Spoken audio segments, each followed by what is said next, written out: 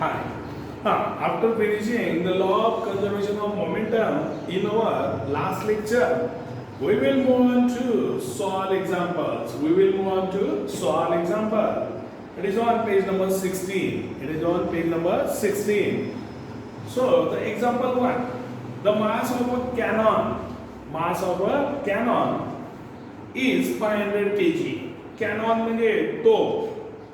जे तोफ ठेवलेली असते गडावर वगैरे किल्ल्यावर तर तो okay the mass of a Canon is 500 kg and it recoils with a speed of 0.25 meter per second. आणि मग रिकॉइल्स म्हणजे बॅकवर्ड मुवमेंट्स होती.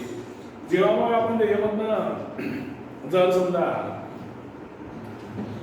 त्या कॅनॉनमधनं आपण जर समजा गोळा दागला तर ती रिकॉइल्स होईल म्हणजे बॅकवर्ड मुवमेंट देईल and with the speed that is 0.25 meter per second. What is the momentum of the cannon? What is the momentum of the cannon? We very well know that P, that is momentum, is equal to mass into velocity. Mass into velocity. So in our numericals, the mass is given. So mass of the cannon is 500 kg. Okay. Recoil speed is 0.25 meter per second. That means it is velocity and momentum P we have to find out. So next line, write down. We know that momentum, that is P, is equal to mass M into velocity. Okay, it is V. So we do have mass, that is 500. Velocity is 0.25. 0.25. Okay. तर सरळ 500 into 25 करायचं. Decimal point काही वेळा फक्त बाजूला घेऊन जायचं. So it is 2500. 2500. 25 5 125. Okay. तर डेसिमल पॉइंट पाहून घ्यायचा 1 आणि 2 नंतर आहे. So here we will use a decimal point after 125. It is 125. Okay, as this is the momentum, so it is kg meter per second. Kg meter per kg into meter per second. म्हणून last statement, therefore the momentum of the cannon is 125 kg meter per second. असं गणित पाहिल्यावर सगळ्यांना वाटेल असे गणित जर पेपरमध्ये आले सोपं जाते कारण सरळ सरळ आहे. मास दिलेला आहे, वेलोसिटी दिलेली आहे, मोमेंटम काढायचं आहे. P is equal to mv आणि मग नुसत्या व्हॅल्यू पुट केल्या मोमेंटम मिळालं. ओके. आणि दुसरं गणित पेपरमध्ये आलं नाही पाहिजे अशीच अपेक्षा विद्यार्थ्याची नाही कारण तिथे खूप सारे कॅल्क्युलेशन करावे लागतात आणि आपल्याला तर इझी आवडते. So example 2 balls have a masses 50 gram and 100 gram. 2 ball आहे आणि 2 बॉलचे मास वेगवेगळे आहे. एका बॉलचं मास 50 ग्रॅम आहे आणि दुसऱ्याचं 100 ग्रॅम आहे. And they are moving along with the same line in the same direction with velocities. पहिल्याची आहे 3 मीटर पर सेकंड, दुसऱ्याची आहे 1.5 मीटर पर सेकंड रेस्पेक्टिव्हली. आणि मग ते collide with each other and after the collision the first ball moves with the velocity of 2.5 meter per second. Calculate the velocity of the other ball after collision. तर असा किस्सा आहे. 2 ball आहे, त्यांचं मास दिलेलं आहे, त्यांच्या वेलोसिटी दिलेली आहे आणि मग ते नंतर दोघांची टक्कर झाली. टक्कर झाल्यावर एकाची वेलोसिटी 2.5 मीटर पर सेकंड झाली तर दुसऱ्याची वेलोसिटी आपल्याला कॅल्क्युलेट करायची आहे. तर बघू आणि आपण पाहिलेलं आहे जर समजा एकाची व्हेलॉसिटी कमी होत असेल तर दुसऱ्याची वाढलेली असेल. मग असं जर समजलं आपण की 3 मीटर पर सेकंद होती, ती जर व्हेलॉसिटी 2.5 मीटर पर सेकंद झाली म्हणजेच कमी झाली तर दुसऱ्याची वाढल्याशिवाय राहणार नाही. तेच आपल्याला बघायचं आहे. सो गिवन मध्ये लिहायचं सोल्युशन मध्ये the mass of the ball, the mass of a first ball. तर त्याला आपण फर्स्ट बॉलला म्हणू m1. Okay, mass of the first ball m1 is equal to 50 gram. Okay, आता पाहून घ्यायचं की युनिट्स एका सिस्टीम मधले आहे का, SI सिस्टीम और CGS सिस्टीम. तर बाकीचे जे आपल्याला दिलेले आहे की व्हेलॉसिटीज वगैरे मीटर पर सेकंड मध्ये आहे. ओके, म्हणजेच SI सिस्टीम मध्ये आहे आणि हे ग्रॅम मध्ये दिलेलं आहे. तर आपल्याला हवं किलोग्रॅम मध्ये. किलोग्रॅम, ग्रॅमचे किलोग्रॅम करायचे, ग्रॅमचं किलोग्रॅम करायचं आहे म्हणजे छोट्याला मोठं करायचं. ग्रॅम छोटं असते, किलोग्रॅम मोठे असते, छोट्याला मोठं करायचं आहे. ओके, मग सर्वात पहिले तर माहित पाहिजे 1 किलो म्हणजे किती ग्रॅम होते. So 1 kg is equal to 1000 gram. Okay, बरोबर आहे की नाही? हा, तर हे सगळ्यांना पाठच पाहिजे. 1 किलो म्हणजे किती ग्रॅम? 1000 ग्रॅम. ओके, मग आपल्याला काय करावं लागेल तर पहा. आता तुमच्याजवळ 5 रुपीज आहे. ओके, 5 रुपीजचे पैसे किती होईल? तर it is 5 into 100, so that comes 500 पैसे. ओके, तर इथे काय केलं, रुपीजला आपण 100 ने गुणलं कारण 1 रुपया म्हणजे 100 पैसे होतात. सो 5 into 100 500 पैसे. पण पैसे छोटे असते, रुपये मोठे असते, म्हणजे रुपयाचे पैसे करताना आपण इंटू केलं. म्हणजे जेव्हा मोठ्याला छोटं करायचं असेल म्हणजे रुपयाला पैशात मांडायचं आहे, म्हणजे मोठ्याला छोटं करत आहे, that time we have to multiply. So here we have multiply. Okay, मग जर समजा आता 700 पैसे आहे. ओके, तर याचे रुपये करायचे म्हणजे छोट्याला मोठं करत आहे. जसं ग्रॅमला आपण किलोग्रॅम करणार आहे, छोट्याला मोठं. So here in this case we are dividing it by 100. 100 का 100 पैसा means 1 rupee. So we have divided by 100 and that comes 7 rupees. म्हणजेच जी छोटी क्वांटिटी असेल म्हणजे छोट्या सिस्टीममधलं युनिट सोप्या तर पैशाला रुपये करताय, छोट्याला मोठं करताय तेव्हा डिवाइड करायचं आणि मोठ्याला छोटं करताना मल्टिप्लाय करायचं. की जर समजा आपण लक्षात ठेवलं तर मग न्यूमरिकल्स आणि मग त्याचं एका सिस्टीममध्ये कन्व्हर्शन करणे सोपं जाईल. हे जर समजलं तर मोठ्याला छोटं करताना मल्टिप्लाय करायचं, छोट्याला मोठं करताना डिवाइड करायचं. एवढं बरोबर लक्षात ठेवायचं. का बरं करावं लागते तर वांग्यामध्ये आलू मिळवला जात नाही. मग एका सिस्टीममध्ये जर समजा दोन्ही असतील तर मग त्यांचं मल्टिप्लिकेशन, डिव्हिजन्स किंवा मग आपण कोणत्याही त्याच्यावर ऑपरेशन करू शकतो. म्हणून मीटर पर सेकंडमध्ये व्हेलॉसिटी दिलेली आहे, पण ग्रॅममध्ये आपल्याला मास दिलेला आहे. That mass must be in kg. किंवा मग याला जर ग्रॅममध्ये ठेवायचं असेल तर व्हेलॉसिटीला सेंटीमीटर पर सेकंडमध्ये कन्वर्ट करावं लागेल. काय करावा? So we have prepared this. Gram must be converted into kg. आणि मग ग्रॅम छोटा आहे kg पेक्षा, म्हणून याला काय करावं लागेल? डिवाइड करावं लागेल. So it is 50 divided by 1000 that becomes a kg. 50 divided by 1000 that becomes a kg. आणि मग तर काय होईल तर पहा आपल्याला 1 2 3 आहे म्हणजेच इथून आपल्याला 3 घर मोजावं लागेल 1 2 3 म्हणजे इथे आपल्याला शून्य द्यावं लागेल.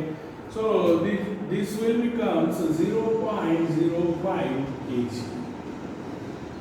कसं तर पाहून घ्या 1 2 3 डेसिमल पॉईंट्स किंवा मग 50 डिवायडेड बाय 1000 करून आन्सर घ्या किंवा 1 2 3 उडवायचे आहेत. एक उडवला डेसिमल पॉईंट, दुसरा उडवला, तिसरा मग शून्य घेतला आणि मग इथे decimal point.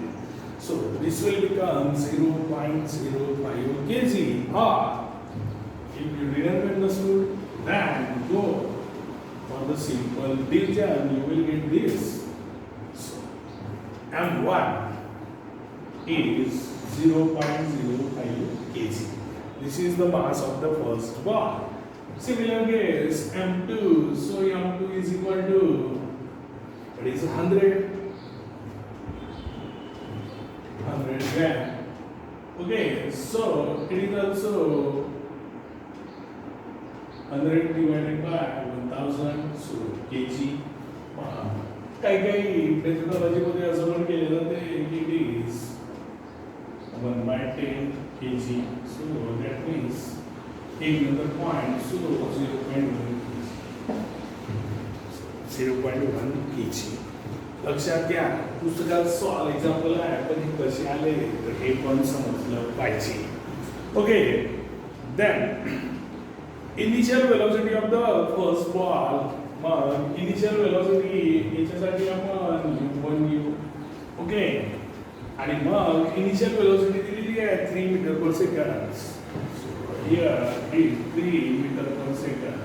Metre SI system मध्येच आहे, kg SI सिस्टीम मध्ये आहे. So these two are matched. Then initial velocity of the first ball, initial velocity of the second ball, and that is u2. याच्यासाठी आपण काय घेतला u2 is 1 point how much 1.5 metre per second. Okay, हे झालं आपलं सुरुवातीचं. तर मग आता जेव्हा कोलिजन झाल्यावर final velocity of the ball v1 is equal to काय, it is 2.5 metre per second. दोन जे बॉल्स होते त्यांचं काय झालं, कोलिजन झालं.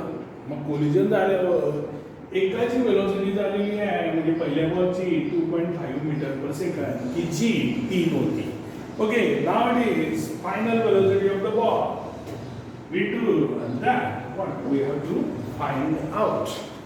v2 आपल्याला काढायची आहे. हे असं आपलं इनिशियल आपण पूर्णच्या पूर्ण मांडलेलं आहे. आणि मग कोलिजन आलेलं आहे तर मग आपल्याला सगळं इनिशियल मोमेंटम आणि फायनल मोमेंटम आणि लॉ ऑफ कन्झर्वेशन नुसार काय होते तर total initial momentum is equal to the total final momentum.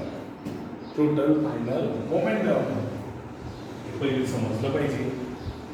मग आपल्याला नंतर गणित सोडवता येईल. मग इनिशियल मोमेंटम साठी m1 u1 m2 u2 हे झालं इनिशियल मोमेंटम दोन आहे. मग final momentum m1 v1 and m2 v2. This is our final momentum. आणि म्हणून मग नेक्स्ट लाईन मध्ये लिहायचं according to the law of conservation of momentum. According to the law of conservation of momentum total initial momentum is total initial momentum is equal to total final momentum. Is total final momentum. Okay. मग total initial momentum काय राहील तर पहिली याचं. So it is m1 u1 plus दुसऱ्याचं m2 u2. Okay, कारण momentum म्हणजे काय तर it is the product of the mass and velocity. So initial momentum म्हटल्यावर इनिशियल व्हेलॉसिटी लागेल. असतं तेच आहे. मग m1 u1 पहिल्याचं झालं प्लस m2 u2 दुसऱ्याचं. Okay, that is equal to total final momentum, and that is m1 v1 plus m2 v2. Okay, हे कशावरून मांडलं आपण? According to the law of conservation of momentum, आणि मग हे आपण अर्लियर लेक्चरमध्ये प्रूव्ह केलेलं आहे. तर total initial momentum is equal to total final momentum, आणि मग ते आपण म्हटलं m1 u1 plus m2 u2 is equal to m1 v1 plus m2 v2. आता आपल्याजवळ सगळे व्हॅल्यू आहे, आता पुट करायचे आणि मग सोडून बसायचं. m1 आहे it is 0.05 into u1 is 3, okay, plus आता झालं पहिला m1 u1. m2 किती आहे? It is 0.1 into u2, so it is 1.5. Okay, m1 is 0.05 into v1 is 2.5 plus m2 is 0.1 into v2, what we have to find out. Okay, मांडल्या value की जे आपण पहिलेच काढलेल्या होत्या. आता सरळ सरळ काय करायचं? 5 3s are 15, 5 3s are 15, पण डेसिमल पॉइंट किती नंतर आहे? तर 2 नंतर, सो 15, आणि मग 5 3s are 15 मांडले. 1 2 2 नंतर डेसिमल पॉइंट आहे, म्हणून मग 1 2, so it is 0.15. This is the answer of this. Then plus आता 15 into 1 that is 50, पण 1 आणि 2 नंतर डेसिमल पॉइंट आहे, so it is 0.15. So it is 0.15. हां, ब्रॅकेट केली नाही तर चालेल, हे याला सोडलं प्लस याला सोडलं. Okay, now it is equal to 25 into 5, that is 125. Okay, 125, but decimal point is here 1, here 2, so 3, 1 2 3, so 0.125, 0.125 plus it is 0.1 into v2, 0.1 v2. Okay, मग याला आता आणखी पुढे सोडवायचं. याला ॲडिशन केल्यावर काय होते? सगळ्यांनी केलेली असेल तरी पण आपण लहान मुलांना समजावून सांगू. 0.15 0.15 प्लस करायचं आहे. Okay, so 5 plus 5 10 30.0. So 0.15 plus 0.15 that is 0.3. 0.3 0 decimal पॉइंटचा पुढचा जो डिजिट असते त्याच्या पुढचे 0 लिहिले नाही तरी काय फरक पडत नाही. प्लस आता 0.125 तसाच ठेवायचा. ओके, एक ऑपरेशन केलं आपण इथे पहिल्या याच्यावर, so it is as it is. Okay, then सोपं. आता काय करायचं तर पहा, सरळ सरळ हा जो आहे इथे प्लस मध्ये आहे, इकडे याला मायनस होईल. So it is 0.3 minus 0.125 is equal to 0.1 v2. Okay, so this can be rearranged as 0.1 v2 is equal to 0.3 minus 0.125. याला सोडवा. आता सोडवायचं म्हटलं पुन्हा 0.3, जसं डेसिमल पॉईंटच्या पुढचे 0 काढून टाकता येतात, आपल्याला जेवढे पाहिजे तेवढे पण करता येतात. सो इट इज 0.125 मायनस करायचं आहे इच्छेनुसार. Okay, so 10 minus 5 5, so 10 minus 3 is 7.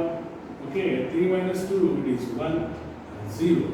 So the answer is 0.175. Answer is 0.175. This is the subtext. 0.1. Okay.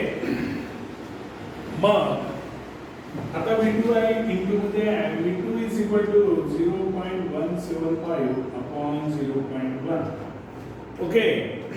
मग याच्या वेगळं आहे की जर समजा आपल्याला डेसिमल पॉईंट पाहिजे नसेल, इथे 3 नंतर आहे, खाली 3 शून्य वाढवा, इथे 1 नंतर आहे, वर 1 शून्य वाढवा. ही मेथड आहे, तीच आपल्याला सोपीच आहे. म्हणजे तुमच्या लक्षात येण्यासाठी सरळ याला क्लीन लिहायचं 175. ओके, पण खाली एक डेसिमल आहे, याला 1 शून्य लिहून द्या. वरचे 3 आहे म्हणून खाली 3 शून्य वाढवा. ओके, सो इट इज दिलेला 175 upon 100. Okay, so it is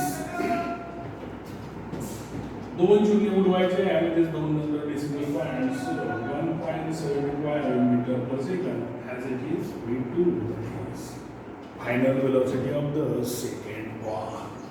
So अशा प्रकारे सोडवत असतात. 100 आहे, 2 शून्य उडवायचे आहे, म्हणून मग 2 नंतर डेसिमल पॉइंट येईल. So it will become 1.75. or otherwise you go by the simple division method. 175 divided by 100, you will get the answer. So this is the numerical. आणि म्हणून मग शेवटचं statement, the velocity of the second ball after collision is velocity of the second ball after collision is 1.75 meter per second. 1.75 meter per second.